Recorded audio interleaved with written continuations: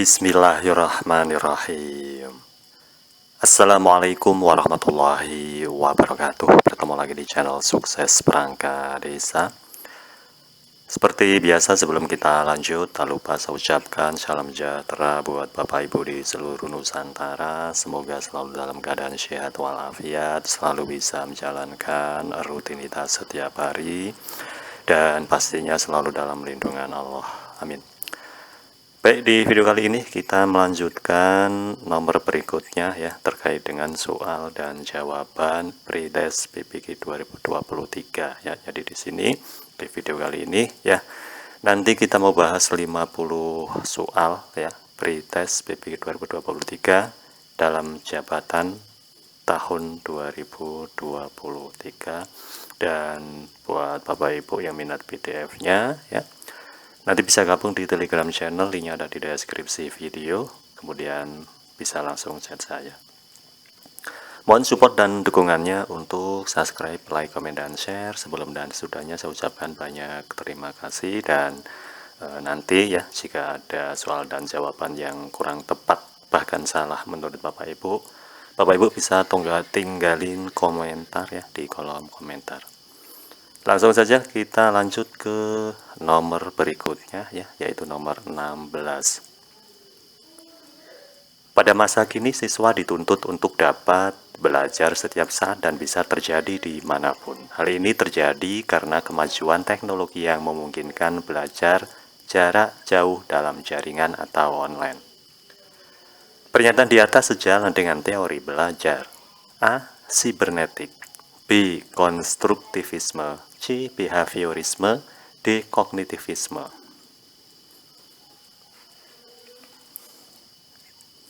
Jawabannya adalah ya, A. Sibernetik.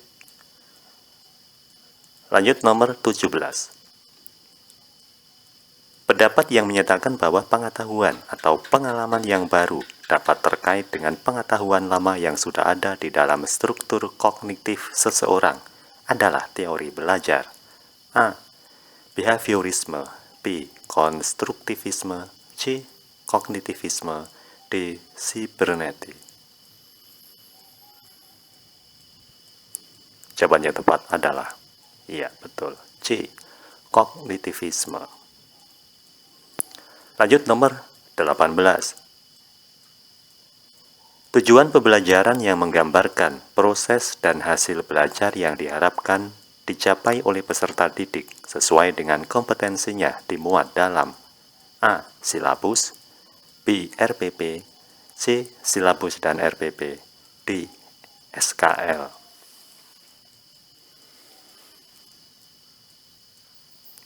Jawabannya adalah ya, B. RPP. Nomor 19.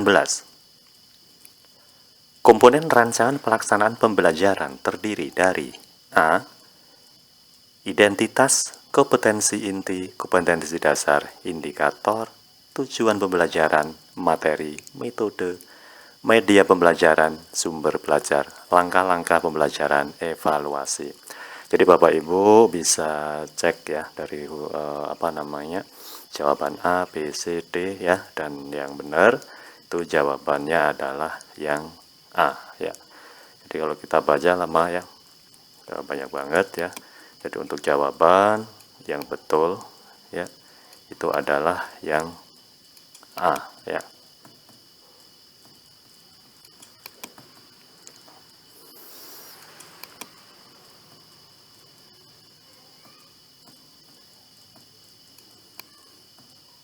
Jadi Bapak Ibu bisa pahami ya dari soal A, B, kemudian C, D ya.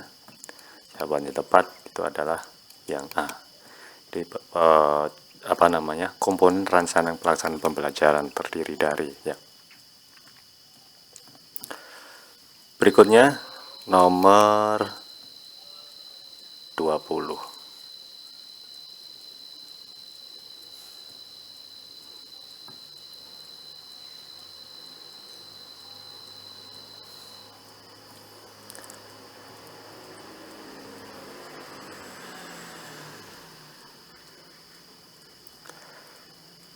silabus dan RPP ya bersama-sama sebagai rancangan proses pembelajaran.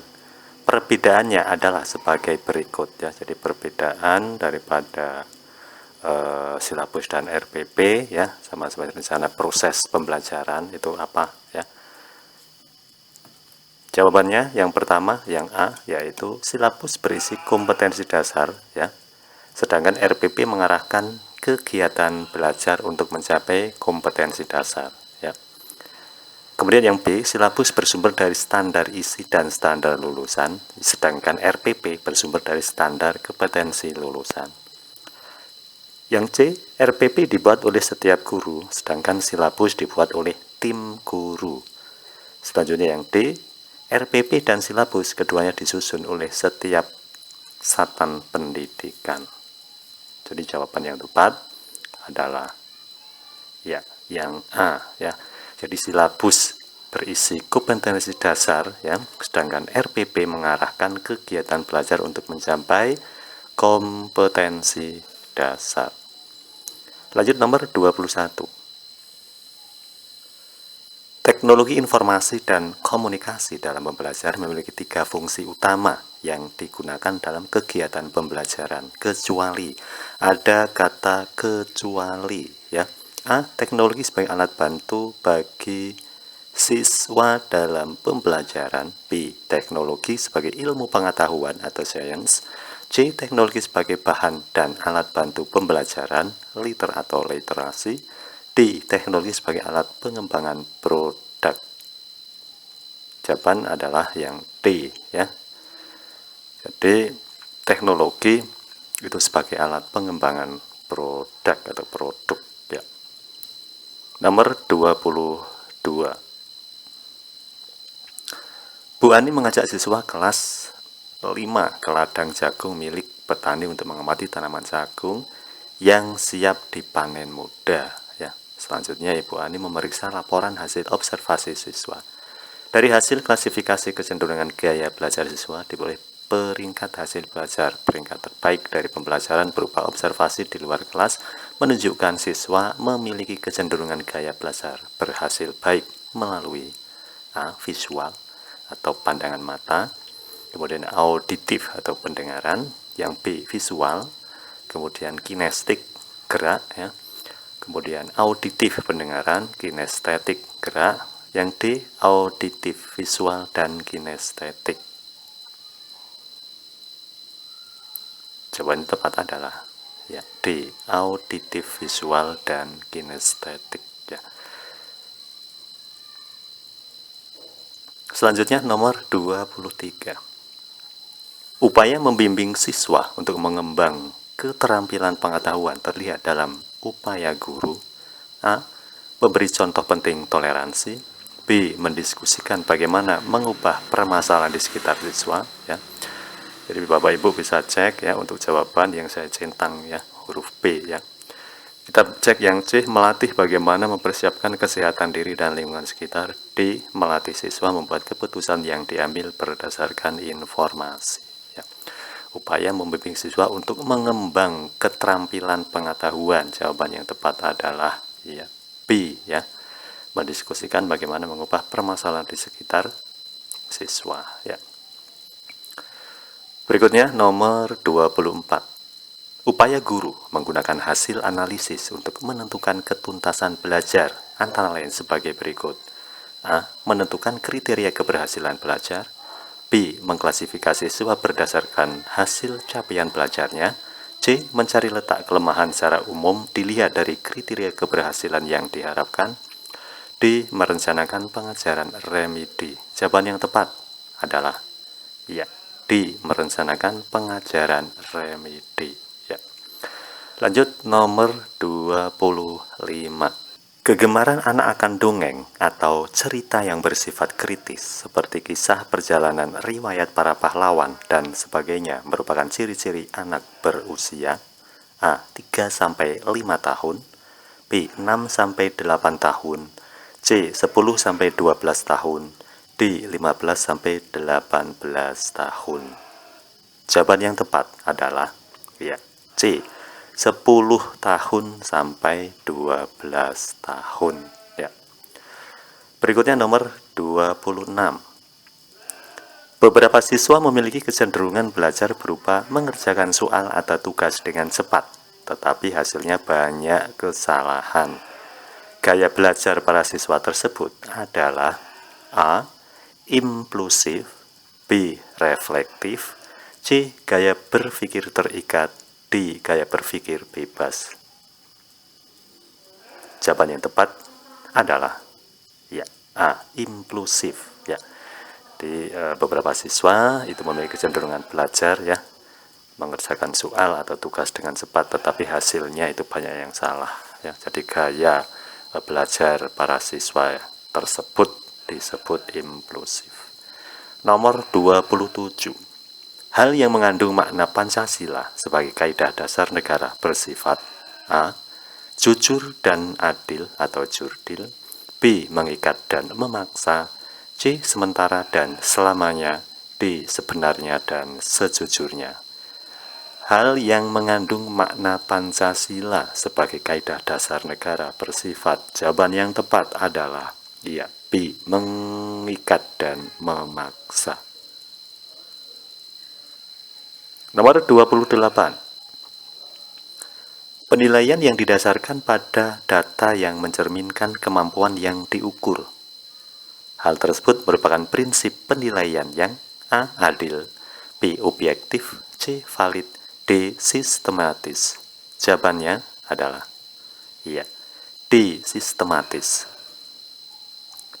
Berikutnya nomor 29.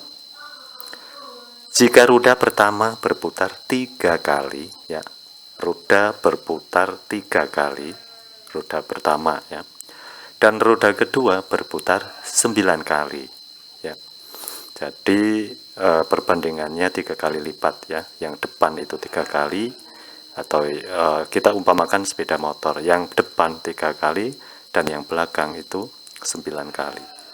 Berapa kalikah roda kedua akan berputar ya, roda belakang ya, jika roda pertama berputar 10 kali ya. Jadi dikalikan 3 ya. Jawaban yang tepat adalah A 30, B 21, C 27, D 18. Jawaban yang tepat adalah iya betul, A 30. Berikutnya nomor 30. Serangkaian kegiatan yang sistematik untuk dapat menentukan manfaat atau kegunaan suatu objek atau program adalah A. Pengukuran, B. Evaluasi, C. Penilaian, D. Penilaian ya. Mohon diralat untuk jawaban C dan D itu sama ya. Jawabannya adalah ya B. Evaluasi ya. Jadi serangkaian kegiatan yang sistematis dapat menentukan manfaat atau kegunaan suatu objek atau program ya, disebut evaluasi. Baik, terima kasih. Nanti bagian ketiga atau part ketiga itu nomor 31 sampai nomor 50 ya. Jadi ada 3 part, ada 3 bagian.